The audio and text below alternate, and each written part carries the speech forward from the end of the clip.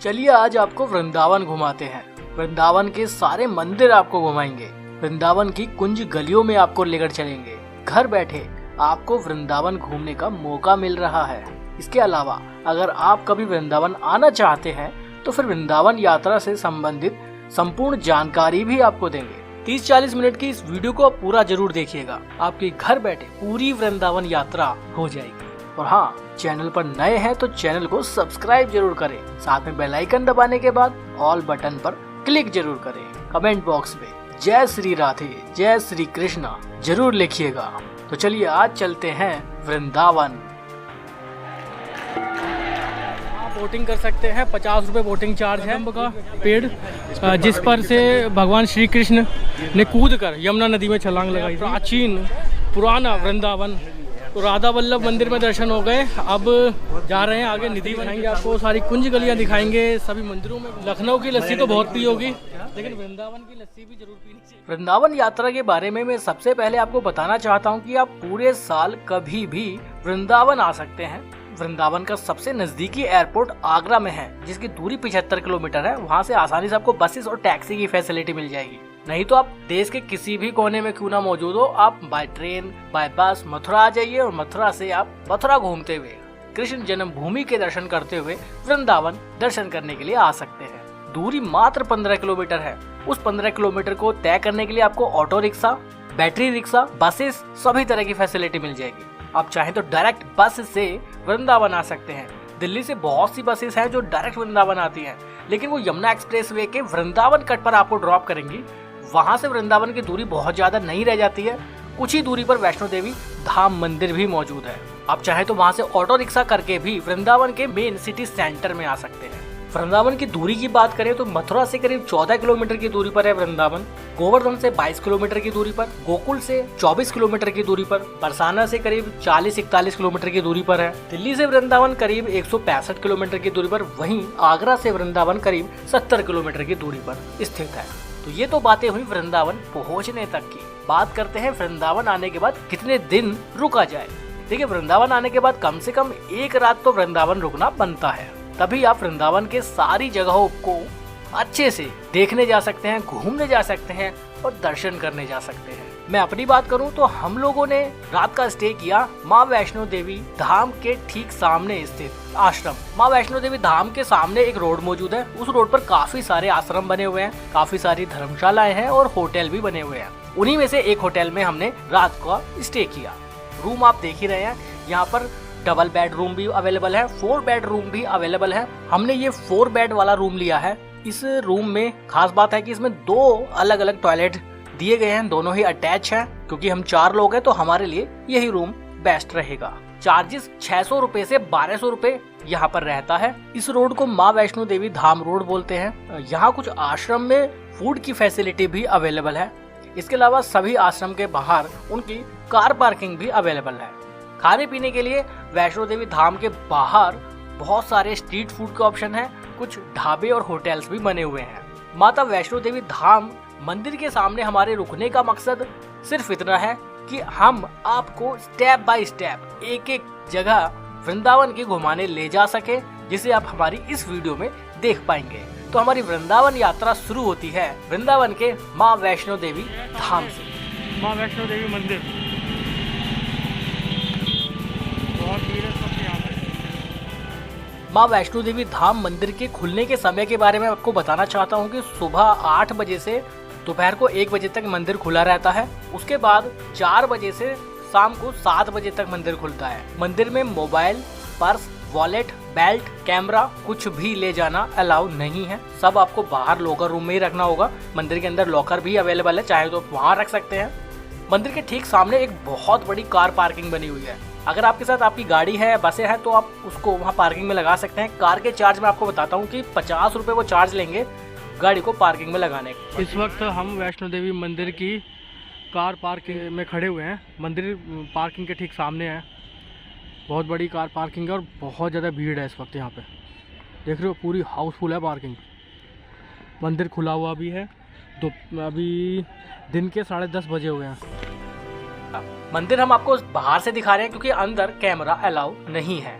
वैष्णो देवी धाम से थोड़ा और आगे आप अगर आएंगे करीब 600 मीटर के आसपास, तो पहला मंदिर आपको देखने के लिए मिलेगा श्री प्रियाकांत जू मंदिर, जो देवकी नंदन महाराज का मंदिर के नाम से भी जाना जाता है। ये भी बहुत खूबसूरत मंदिर है, आप चाहें तो वहाँ भी दर्शन करने जा सकते हैं, मात्र वॉकिंग डिस्टेंस पर है।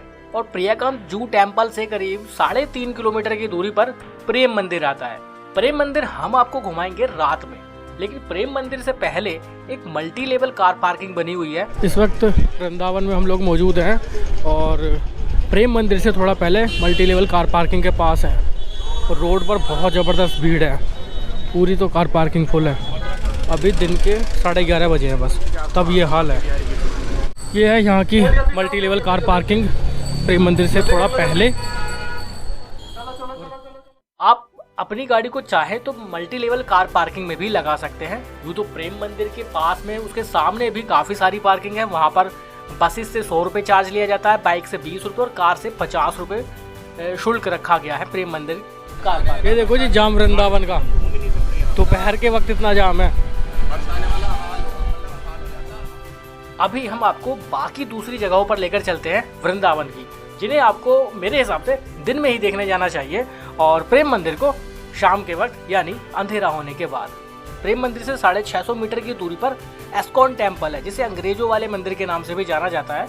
और इन दोनों मंदिरों के बीच से एक रास्ता जाता है जिसे भानुमति रोड के नाम से जाना जाता है। ये रोड परिक्रमा रोड है वृंदावन की। हजारों सैकड़ों लाखों लोग यहाँ परिक्रमा करते रहते हैं। आप जब भी यहाँ आएंगे आप देखेंगे कि इस रोड पर सैकड़ों हजारों लोग पैदल परिक्रमा कर रहे हैं। 1-1 किलोमीटर की दूरी पर पुलिस ने बैरिकेड की लगाए हुए हैं, तो 2 बैरिकेड के बीच में एक सुविधा मिल जाएगी आपको बैटरी रिक्शा की, फिर उसके बाद दूसरा चेंज करना पड़ेगा, फिर तीसरा। इस तरह से टुकड़ों टुकड़ों में ही आप जा सकते हैं इस वक्त। अगर आप परिक्रमा करना चाहते हैं तो आप इस रोड पर आइए और परिक्रमा स्टार्ट कर दीजिए। परिक्रमा मार्ग पर भी बहुत सारे होटल और धर्मशालाएं, आश्रम बने हुए हैं। अगर आप चाहते हैं यहाँ रुकना, अगर आप अपनी पर्सनल गाड़ी लेकर आए हैं, टैक्सी लेकर आए हैं, तो यहाँ तक पहुँच पाना बहुत मुश्किल भरा हो जाता है, खास तौर पर इवनिंग में, खास तौर पर होली फेस्टिवल के दौरान, खास तौर पर कृष्ण जन्माष्टमी और राधा अष्टमी के दौरान बहुत ज़्यादा ट्रैफिक रहता है, तो रूट डाइवर्जन कर दिया जाता है, जिस वजह से यहाँ तक अपनी गाड़ी लेकर आ पाना बहुत मुश्किल भरा हो जाता है। बाकी आप किसी भी मंथ में आइए, आप आसानी से गाड़ी यहाँ पर ला पाएंगे। कोशिश कीजिए दिन में आ जाइए। अगर आप इवनिंग में इधर आने की कोशिश करेंगे गाड़ी लेकर तो आप नहीं आ पाएंगे। बात भानुमति रोड यानी परिक्रमा मार्ग की कर रहे हैं, तो ये रास्ता बहुत खूबसूरत है। खाने पीने के लिए भी आसपास में होटल ढाबे बने हुए हैं, स्ट्रीट फूड भी जगह जगह मिलता रहता है। मॉर्निंग में आप परिक्रमा स्टार्ट कीजिए तो आपका एक्सपीरियंस शानदार रहेगा। जहाँ से आप परिक्रमा स्टार्ट करेंगे वहाँ से करीब 1.5 किलोमीटर आपको पैदल चलना पड़ेगा और आप पहुँचेंगे कालीधय मंदिर। बहुत भीड़ है इस समय वृंदावन में, जबरदस्त। ये रास्ता आगे केसी घाट और बांके बिहारी मंदिर के लिए जाएगा, और कालीधय के सामने हम लोग खड़े हैं। इस वक्त हम कालीधय मंदिर के बाहर ही मौजूद हैं। इसे पुरानी कालीधय मंदिर के नाम से जाना जाता है। मंदिर बहुत खूबसूरत है। और ठीक कालीधय मंदिर से थोड़ा और आगे आप जब आएंगे 400 मीटर के अराउंड, तो आप पहुंचेंगे राधा मदन मोहन टेम्पल। चलिए आपको राधा मदन मोहन टेम्पल घुमाने ले चलते हैं, दर्शन कराते हैं आपको मंदिर में। टूरिस्ट श्रद्धालु बहुत बड़ी संख्या में है। मदन मोहन मंदिर हम लोग पहुंच गए हैं अभी। वो सामने ऊपर मदन मोहन मंदिर है।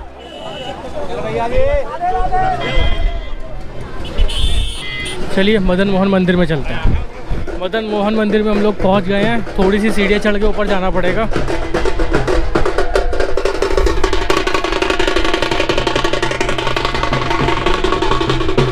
मदन मोहन मंदिर पहुंच गए हैं, सीढ़ियाँ चढ़ के ऊपर जा रहे हैं। अभी बहुत पैदल चलना पड़ रहा है इस बार वृंदावन में।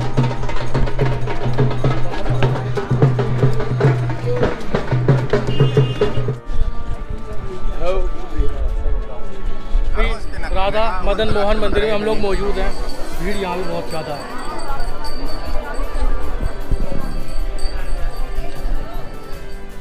राधा मदन मोहन मंदिर बहुत खूबसूरत है। जमीन से थोड़ी ऊंचाई पर यह मंदिर स्थित है। हम सीढ़ियाँ चढ़कर ऊपर आए और मंदिर का जो आर्किटेक्ट है बहुत खूबसूरत है। मंदिर बहुत प्राचीन है। यहाँ बैठना, थोड़ी देर आराम करना बहुत खूबसूरत लग रहा है।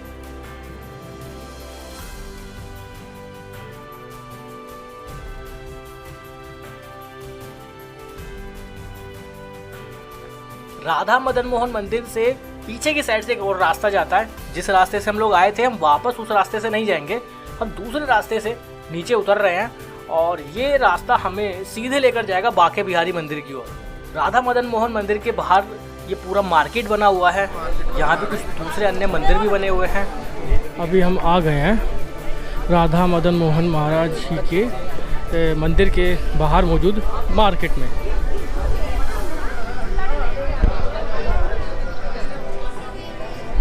यहाँ पर मदन मोहन होम्योपैथिक औषधालय भी है। सामने उधर श्री अष्ट सखी मंदिर के लिए भी रास्ता है। इधर है श्री अष्ट सखी मंदिर।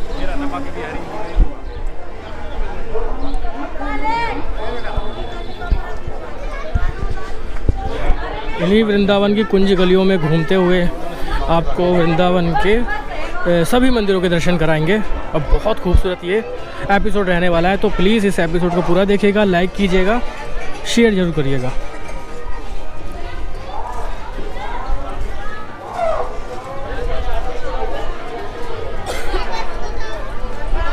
और इस मंदिर से मात्र 500 मीटर की दूरी पर हम पहुंच जाएंगे बांके बिहारी मंदिर में। ये जो पतली पतली गलियां आप देख रहे हैं ना, यही वो गलियां हैं जिन्हें वृंदावन की कुंज गली बोला जाता है। इन कुंज गलियों में घूमने का, इन कुंज गलियों से निकलने का, एक मंदिर से दूसरे मंदिर पहुंचने का जो हमारा सफ़र है वो इतना खूबसूरत रहता है कि मैं शब्दों में नहीं बयां कर सकता। राधे राधे के जयकारे गूंजते रहते हैं, भगवान श्री कृष्ण के जयकारे गूंजते रहते हैं। सभी लोग पूरे भक्ति भाव के साथ इन कुंज गलियों में जब घूमते हैं तो वहाँ एक मंदिर से दूसरे मंदिर तक पहुँचने का ये जो सफ़र है बहुत शानदार रहता है। पतली पतली गलियों में से घूमना बहुत शानदार रहता है। अगर आप ये सोच रहे हैं कि आप पब्लिक ट्रांसपोर्ट से या ऑटो रिक्शा से या बैटरी रिक्शा से या फिर बाइक रेंट पर लेकर इन कुंज गलियों में घूमेंगे तो आप परेशान हो जाएंगे। मेरे हिसाब से कोशिश कीजिए पैदल आप इन मंदिरों को दर्शन करने के लिए जाइए। तो ऐसे में किसी बैटरी रिक्शा पे डिपेंड रहना या ऑटो रिक्शा पे डिपेंड करना बहुत मुश्किल भरा हो जाएगा। पतली पतली गलियां हैं, शॉर्टकट बने हुए हैं, इन्हीं कुंज गलियों में से आप निकलते हुए दूसरे मंदिर तक पहुंच जाएंगे। जैसा कि मैं आपको बता रहा था कि राधा मदन मोहन मंदिर से मात्र 500 मीटर की दूरी पर बांके बिहारी मंदिर मौजूद है, जिन्हें आप पतली पतली गलियों से गुजरते हुए, कुंज गलियों से निकलते हुए बांके बिहारी मंदिर के आसपास मौजूद हैं। लेकिन यहाँ बहुत ज़्यादा भीड़ है, लोगों को रोका जा रहा है, थोड़े थोड़े लोगों को एंट्री मिल रही है।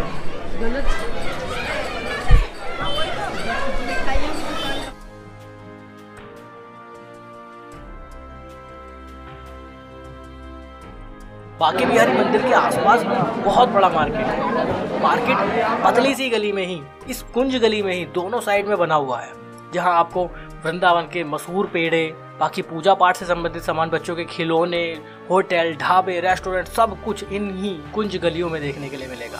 बांके बिहारी मंदिर के अंदर भी कैमरा अलाउ नहीं है। मंदिर के अंदर हम आपको दर्शन नहीं करा सकते हैं, लेकिन बाहर से हम पूरे व्यू आपको दिखा रहे हैं।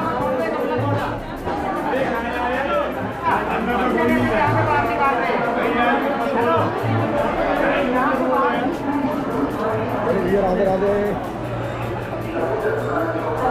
शुद्ध जूता जरूरी उतार कर आए। मोबाइल फोन पर विशेष ध्यान रखें।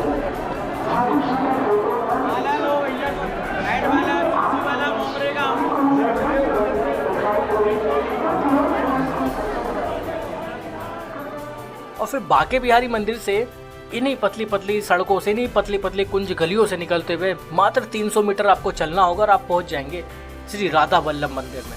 श्री राधा वल्लभ मंदिर भी बहुत प्राचीन है। जो लोग बांके बिहारी मंदिर दर्शन करने आते हैं वो लोग श्री राधा वल्लभ मंदिर भी जरूर जाते हैं। यहाँ भी हमेशा ऐसी ही भीड़ बनी रहती है। और मंदिर का जो मैनेजमेंट है, मंदिर में जिस तरह से एंट्री दी जाती है, जिस तरह से एग्जिट कराया जाता है, वो बहुत शानदार है। किसी भी तरह की वहाँ भीड़ भाड़ नहीं रहती है, धक्का मुक्की नहीं होती है। ये चीज़ बहुत अच्छी लगी मुझे श्री राधा वल्लभ मंदिर में। अभी हम लोग मंदिर की ओर ही बढ़ रहे हैं। आप ये रास्ता देख ही रहे हैं कि यहाँ से हम लोग ने एंट्री ली है और ठीक मंदिर के पीछे से घूमते हुए हम लोग आएंगे और मुख्य मंदिर श्री राधा वल्लभ मंदिर में पहुंचेंगे।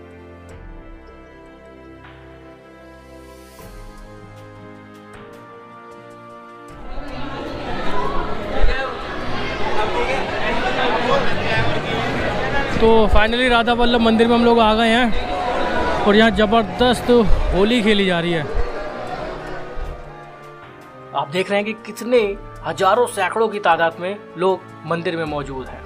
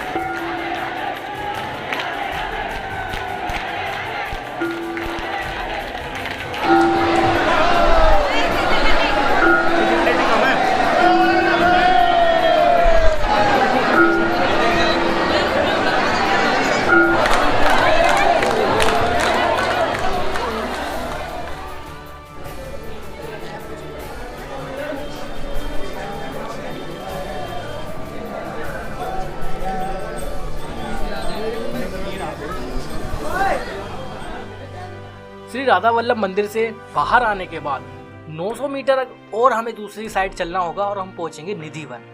ये जो रास्ता आप देख रहे हैं, जिस रोड पर अभी हम लोग चल रहे हैं, यही रोड हमें सीधे आगे लेकर जाएगा निधि वन की ओर।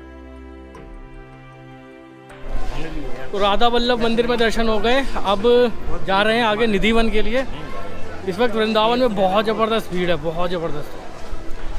जगह जगह हर मंदिर में, हर गली में होली खेली जा रही है। तो सारे रास्ते दिखाएंगे आपको, सारी कुंज गलियां दिखाएंगे, सभी मंदिरों में घुमाएंगे, दर्शन कराएंगे। और भीड़ के बारे में तो क्या कहूँ, जवाब नहीं है भीड़ का। तो वृंदावन की कुंज गलियों में घूम रहे हैं अभी हम लोग, और अभी निधि वन की ओर जाएंगे। बहुत अच्छा लग रहा है यहाँ पे घूमना। होली की रंग बिरंगी पिचकारियाँ। निधि वन के बारे में आप लोग जानते होंगे, ये वही वन है जहाँ भगवान श्री कृष्ण बंसी बजाने के लिए आया करते थे, और आज भी भगवान श्री कृष्ण रात में वहाँ आते हैं, ऐसी मान्यता है। श्री राधा वल्लभ मंदिर और निधि वन के बीच में 900 मीटर का जो ये दायरा है, ये भी बहुत खूबसूरत रोड है। यहाँ भी भरपूर मार्केट बना हुआ है, खाने पीने के लिए बहुत सारी दुकानें, होटल, ढाबे बने हुए हैं। शॉपिंग के लिए भी बहुत सारी दुकानें बनी हुई हैं। भीड़ सिर्फ पैदल चलने वालों की है। यहाँ पर कभी कभी बैटरी रिक्शा चलते हुए आप देख सकते हैं। आप चाहे तो 900 मीटर के दायरे को बैटरी रिक्शा से कवर कर सकते हैं, लेकिन मेरा मानना है कि अगर आप पैदल करेंगे तो आपकी परिक्रमा भी पूरी होगी, साथ ही साथ एक मंदिर से दूसरे मंदिर तक जाने का जो सफ़र है कुंज गलियों में, वो भी आप अच्छे से महसूस कर पाएंगे, उसका आनंद भी आप ले पाएंगे। लखनऊ की लस्सी तो बहुत पी होगी, लेकिन वृंदावन की लस्सी भी जरूर पीनी चाहिए। गर्मी का मौसम आया और लस्सी ना पिए, बिल्कुल बिल्कुल।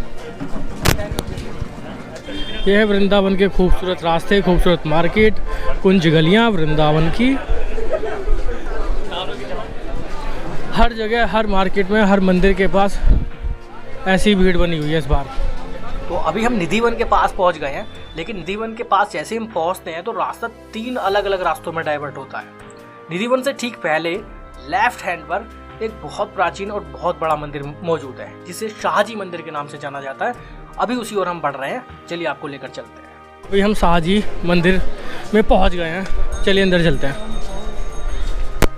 मंदिर के ठीक पहले छोटा सा मार्केट है, और ख़ास बात यह है ना, बाके बिहारी या कह लीजिए रंगजी मंदिर से बाके बिहारी, राधा वल्लभ मंदिर और वृंदावन की कुंज गलियों से घूमते हुए सभी मंदिर आप पैदल कवर कर सकते हैं। किसी भी तरह से आपको बैटरी रिक्शा, ऑटो रिक्शा की ज़रूरत नहीं पड़ेगी, थोड़ा सा पैदल चलना पड़ेगा, सारे मंदिर आप कवर कर लेंगे।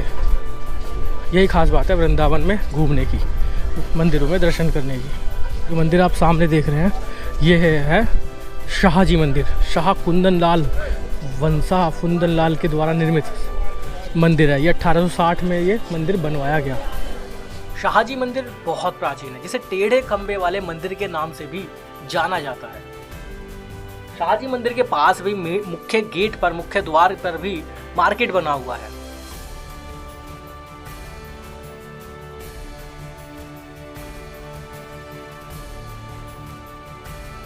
अभी चलते हैं निधिवन की तरफ। शाहजी मंदिर के ठीक बराबर से ही रास्ता है। तो शाहजी मंदिर के ठीक बाहर आने के बाद लेफ्ट हैंड पर जब हम सीधे चलेंगे तो हम पहुंचेंगे निधिवन के मुख्य द्वार पर, जहां हमेशा ऐसी ही भीड़ बनी रहती है जैसी अभी आप देख रहे हैं। बहुत ज़्यादा रश और समय इस वक्त हो रहा है दोपहर के 1:45। धूप बहुत तेज़ है, टेम्परेचर बहुत बढ़ गया है।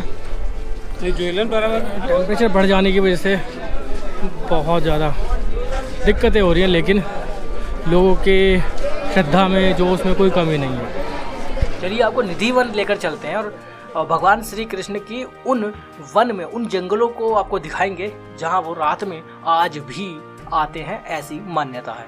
निधिवन में हम देख रहे हैं कि बाहर ही, मुख्य गेट के बाहर ही बहुत लोग अपने जूते चप्पल उतार कर चले जाते हैं।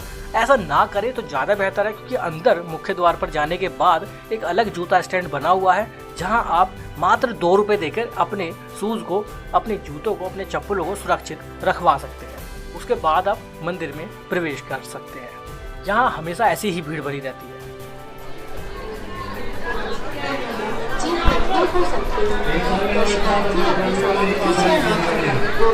दर्शनार्थी स्वच्छता का विशेष ध्यान दें। जिन कदमी हो सकते हैं, दर्शनार्थी अपने सामान की हम लोग आ गए हैं निधिवन में, और ये वही वन है जहाँ भगवान श्री कृष्ण घूमने आया करते थे। यहाँ आप बैठकर बांसुरी बजाया करते थे। ये वही जंगल है।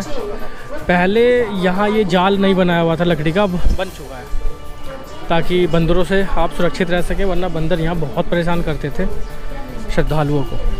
बंदर इस कदर लोगों को परेशान करते थे कि उनकी आंखों पर लगा हुआ चश्मा उतार लेते थे, हाथ में ले जा रहे पर्स और मोबाइल छीन लेते थे। तो ऐसा बहुत यहाँ पर घटनाएं होती थी वृंदावन में, और आज भी होती है कुंज गलियों में। थोड़ा आप सावधान होकर चलिएगा, क्योंकि बंदर बहुत परेशान करते हैं। हालांकि अब श्रद्धालु बहुत बड़ी संख्या में कुंज गलियों में घूमते रहते हैं, चलते रहते हैं, तो बंदर थोड़ा दूरी बनाते हैं लोगों से। अगर आप अकेले हैं और बंदर आसपास है तो थोड़ा संभल कर चलिएगा।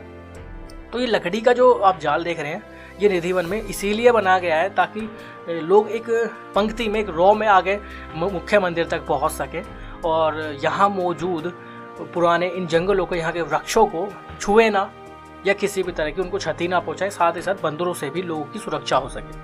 तो ये है निधिवन जहाँ हम अभी मौजूद हैं। इस निधिवन के अंदर भी 2 अलग अलग मंदिर बने हुए हैं, जिनके अंदर कैमरा अलाउ नहीं है।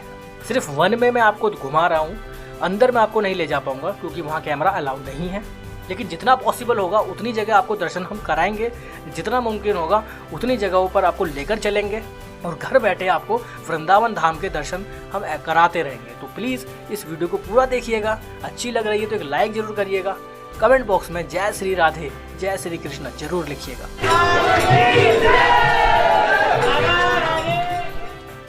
निधिवन में दर्शन करने के बाद, सभी मंदिरों में दर्शन करने के बाद हम लोग बाहर आ चुके हैं। अब मैं आपको एक खास बात बताऊं, निधिवन से मात्र 170 मीटर की दूरी पर हम पहुंच जाएंगे यमुना नदी के किनारे चीर घाट पर काली दह के मंदिर पर। जी हाँ, कुछ इस तरह से ये सर्किल घूमता है कि आप सभी मंदिरों में दर्शन करते हुए पैदल ही वापस उसी पॉइंट पर पहुंच जाते हैं जहां से आप शुरू करते हैं। तो ये खास बात है वृंदावन में परिक्रमा की। इसीलिए मैं आपसे बोल रहा था शुरुआत में ही कि आप पैदल अगर इन मंदिरों को दर्शन करने जाएंगे तो आपको पता नहीं लगेगा, और आप यहाँ की कुंज गलियों में घूमते हुए, कुंज गलियों में टहलते हुए, सभी मंदिरों के दर्शन करते हुए वापस उसी पॉइंट पर पहुंच जाएंगे जहाँ से आपने अपनी यात्रा शुरू की थी। अभी हम मौजूद हैं काली दह मंदिर के बाहर। ये जो मंदिर है, यहाँ पर यमुना नदी में जो कालिया नाग था, जिसके ऊपर भगवान श्री कृष्ण ने चढ़ के नृत्य किया था, उसी का मंदिर यहाँ पर बना हुआ है। आप चाहें तो दर्शन कर सकते हैं। अभी हम आपको आगे ले चलते हैं। ठीक मंदिर के सामने रोड को पार करने के बाद यमुना नदी बह रही है। वहाँ पर अलग अलग घाट भी बनाए गए हैं, और उस जगह को चीर घाट के नाम से जाना जाता है। चलिए अब हम उधर आपको लेकर चलते हैं। ये आप देख रहे हैं कि कितनी ज़्यादा भीड़ है यहाँ घाट पर भी, और अलग अलग नाव यहाँ पर चल रही हैं। आप चाहे तो बोटिंग कर सकते हैं। खाने पीने के लिए बहुत सारे स्ट्रीट फूड यहाँ पर आप देख ही रहे हैं। ये वही जगह है जहाँ भगवान श्री कृष्ण खेलने आया करते थे। हम आपको वो कदम्ब का पेड़ भी दिखाएंगे जिस पर चढ़कर भगवान श्री कृष्ण ने यमुना नदी में छलांग लगाई थी। आज भी वो पेड़ यहाँ मौजूद है काली दह मंदिर के पास। उधर भी आपको लेकर चलेंगे। फिलहाल तो आप ये नज़ारा देखिए इस खूबसूरत यमुना नदी का। और हाँ, इस वीडियो के माध्यम से मैं अपील ज़रूर करना चाहूँगा आप लोगों से, यमुना जी को भी माँ गंगा की तरह शुद्ध करने के लिए एक मैं आपसे छोटी सी अपील करना चाहूँगा कि हो सके तो यमुना जी में भी किसी भी तरह से गंदगी ना करें, क्योंकि मथुरा आने के बाद ही आप समझ पाएंगे, वृंदावन आने के बाद ही आप समझ पाएंगे कि यमुना जी भी हमारे लिए कितनी पूजनीय है। और आज हमने यमुना जी का क्या हाल कर दिया है, तो प्लीज़ कूड़ा कचरा यमुना जी ना डालें। तो इस वक्त मौजूद है हम काली दह मंदिर के बाहर यमुना नदी के घाट पर। यहाँ बोटिंग कर सकते हैं, 50 रुपये बोटिंग चार्ज है एक व्यक्ति का मोटर बोट में, और जो हाथों से खींचते हैं उसका 80 रुपये। यमुना नदी में आप दूर तक वहाँ उस मंदिर तक आपको घुमा कर लाएंगे और बहुत खूबसूरत ये एक्सपीरियंस रहेगा वृंदावन में। चलिए आगे बढ़ते हैं, आपको कदम का पेड़ दिखाते हैं। कदम के पेड़ जिसके बारे में मैं आपको बता रहा था कि भगवान श्री कृष्ण ने कदम के पेड़ से चढ़कर यमुना जी में छलांग लगाई थी। ये जो पेड़ आप देख रहे हैं ये है काली दह मंदिर पर कदम्ब का पेड़, जिस पर से भगवान श्री कृष्ण ने कूद कर यमुना नदी में छलांग लगाई थी। यहाँ तक पहले सब पानी पानी हुआ करता था यमुना नदी का, अब तो यहाँ रोड डेवलप कर दिया गया, रोड बन गया है, काफ़ी मार्केट बन गया दूर दूर तक, लेकिन पेड़ आज भी वही है, ये कदम्ब का पेड़। आप देख लीजिए, घर बैठे हम आपको सारी जगह दिखा रहे हैं। यही है वो प्राचीन कदम्ब का पेड़ जिस पर चढ़कर भगवान श्री कृष्ण ने यमुना नदी में छलांग लगाई थी, और यही है वो चीर घाट।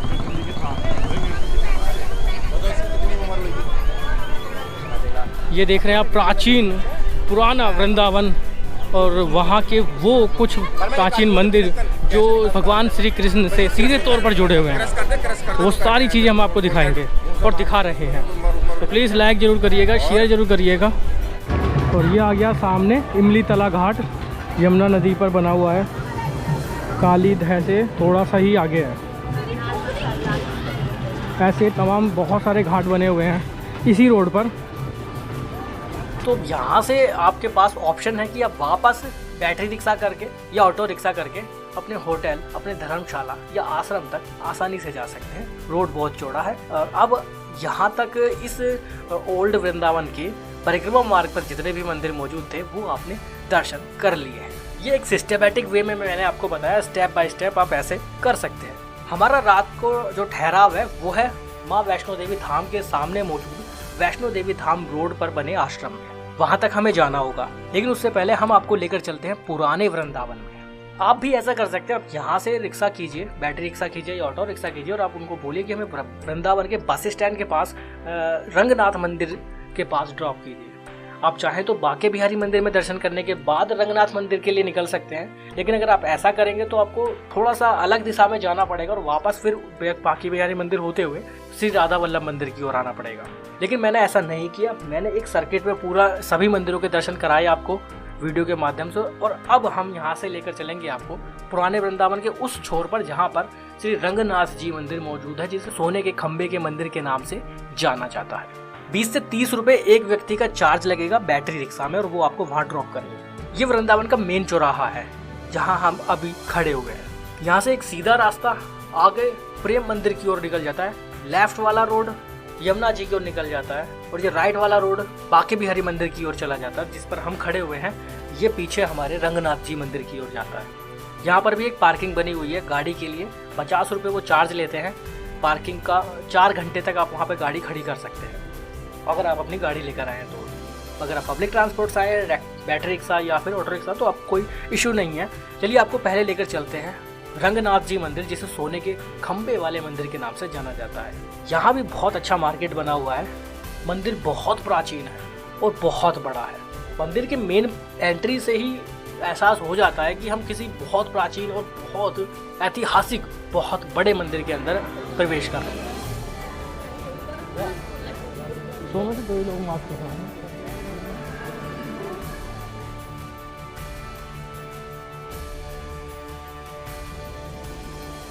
भगवान की देखो, ये मंदिर का नाम होते हैं वैकुंठ द्वार। मंदिर के अंदर में 8 द्वार है, 7 द्वार रोज खुलते हैं। ये 8वां द्वार साल में एक बार खुलता है, 1 घंटे के लिए वैकुंठ एकादशी आती है उसके महीने में। कहते हैं वृंदावन में नाम लिखावे, जन्मा जन्म दुख नहीं पावे, अंतकाल वैकुंठ को जावे। बोलो रंगनाथ भगवान की। ऐसा हाथ करो और ताली बजाओ तो भगवान के सामने आओ। जो वृंदावन में आके हंसेगा उसी का घर संसार बसेगा, जो वृंदावन में आके रोएगा वो अपना लेना खोएगा। बोलो राधा रानी की। ये जो आप सामने देख रहे हैं ना खंबा, यही सोने के खंबे के नाम से जाना जाता है। अभी ये थोड़ा काला पड़ गया है क्योंकि लगातार ये ऐसे ही यहाँ पर खड़ा हुआ है। हर तरह का वेदर इसको झेलना पड़ता है, हर तरह के मौसम में वो उसको झेलना पड़ रहा है, तो अभी थोड़ा सोना काला पड़ चुका है, लेकिन आज भी सोने का खंबा ऐसे ही अडिग खड़ा हुआ है। इस मंदिर में शीश महल भी बना हुआ है जिसका 5 रुपए टिकट है, अलग से आपको खरीदना पड़ेगा। आप शीश महल में भी अंदर देखने जा सकते हैं। छोटा सा शीश महल है, आप चाहे तो जा सकते हैं।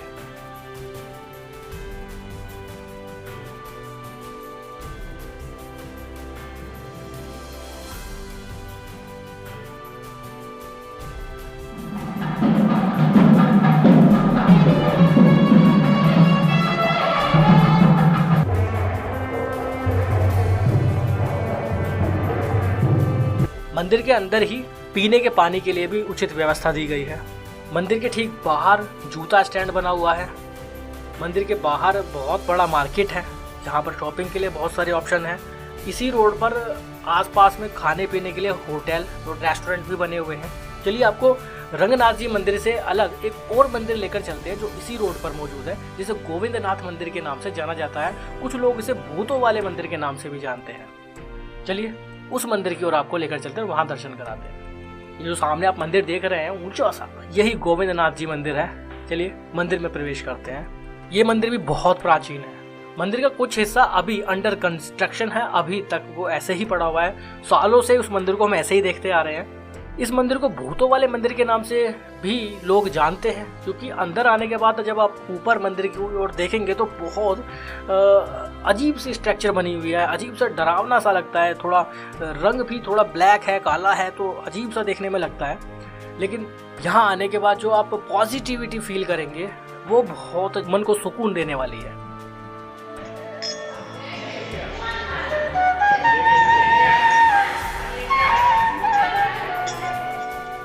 तो इस हिस्से में ये 2 मंदिर हैं जिन्हें आप दर्शन करने आ सकते हैं। आसपास में पूरा मार्केट है, होटल्स यहाँ भी हैं लेकिन बहुत ज़्यादा नहीं है। अगर आपको रुकना है तो प्रेम मंदिर की साइड, अंग्रेज मंदिर जहाँ मौजूद है, एस्कॉन टेम्पल, या फिर जहाँ हम लोग रुके हैं वैष्णो देवी धाम के सामने, वहाँ आप रुक सकते हैं। ओल्ड वृंदावन में अगर आप रुकने के लिए सोच रहे हैं और अपनी गाड़ी लाए तो बहुत मुश्किल हो जाएगा, क्योंकि आप गाड़ी वहाँ तक ला ही नहीं पाएंगे। अगर ले भी आए तो बहुत ज़्यादा आपको ट्रैफिक का सामना करना पड़ेगा। परिक्रमा मार्ग पर भी बहुत सारे होटल हैं, आप चाहें तो वहाँ भी रुक सकते हैं। पब्लिक ट्रांसपोर्ट से आने वालों के लिए तो कोई इश्यू ही नहीं है, आप कैसे भी कहीं भी रुक सकते हैं। अभी हम लोग यहाँ से वापस जाएंगे अपने आश्रम की ओर। रंगनाथ जी मंदिर के मार्केट से वैष्णो देवी धाम तक जो बैटरी रिक्शा चलती हैं वो चार्ज करते हैं एक व्यक्ति से 30 से 40 रुपये।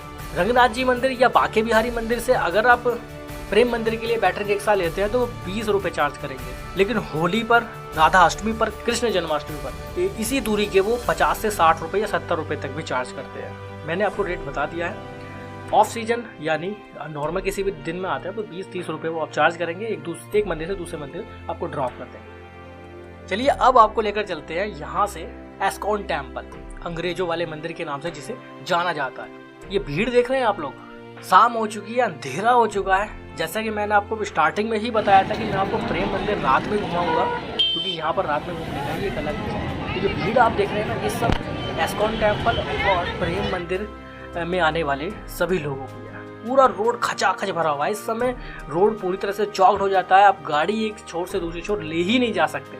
तो बेस्ट होगा कि अपनी गाड़ी को पार्किंग में लगा के रखिए, या आपके होटल के पास रखिए और पैदल ही निकल जाइए, या फिर बैटरी रिक्शा पकड़ लीजिए।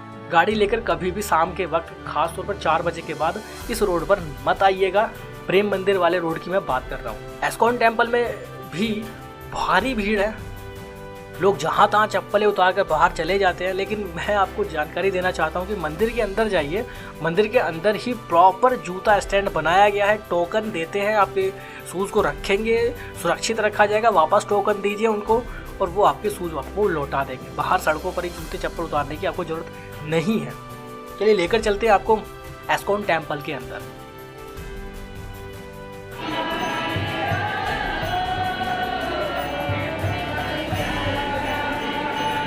मंदिर का अपना ही एक अलग ही एहसास है।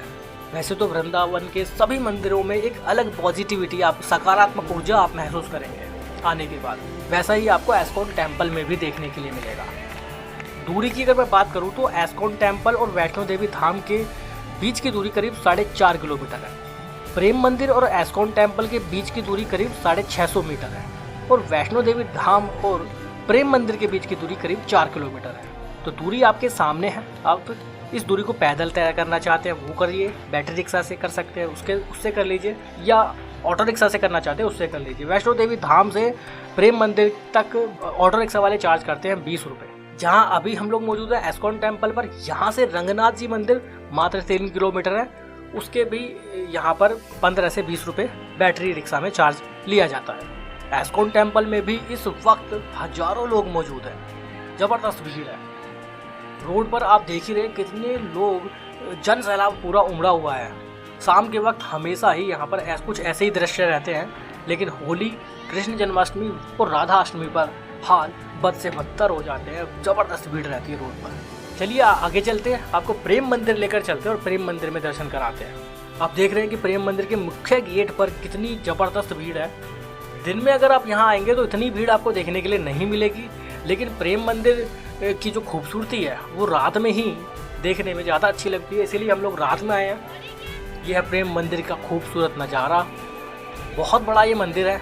यहाँ पर आपको जूते चप्पल जब तक उतारने की ज़रूरत नहीं है जब तक आप इस मुख्य मंदिर में, जो आप अभी स्क्रीन पर देख रहे हैं, इस मुख्य मंदिर में प्रवेश नहीं करते हैं। जब तक आप इस मुख्य मंदिर से नीचे हैं, आसपास में घूम रहे हैं, तब तक आप जूते चप्पल पहनकर घूम सकते हैं। लेकिन अगर आप मुख्य मंदिर में प्रवेश करना चाहते हैं तो आपको जूते चप्पल उतारने पड़ेंगे। हजारों लाखों लोग यहाँ आते हैं, उसमें से कुछ ही लोग मुख्य मंदिर में प्रवेश करते हैं, बाकी लोग बाहर से ही घूमते हैं। कि मंदिर बाहर से ही इतना खूबसूरत लगता है कि हजारों लोग ऐसे ही बाहर से दर्शन करके चले जाते हैं। मंदिर में बहुत सुंदर और खूबसूरत झांकियाँ बनी हुई हैं। भगवान श्री कृष्ण की खूबसूरत झांकियाँ आप यहाँ देख सकते हैं। यहाँ पर एक फाउंटेन शो चलाया जाता है जिसे लोग बहुत पसंद करते हैं।